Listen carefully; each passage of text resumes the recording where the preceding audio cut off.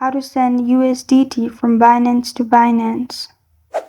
Hi everyone, I'm here to assist you today without any delay. Let's jump right in. First, open Binance. Log into your account and click on Asset at the bottom right. In here, click on Send, which is the second option at the top.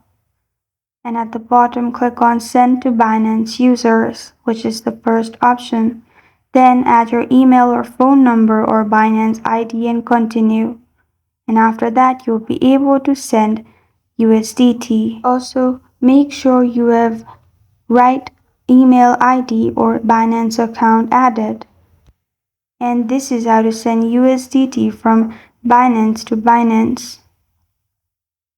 Thank you for joining me today. If this video helps you out, please leave a like and subscribe for more. Got a question or want to suggest a topic? Comment below.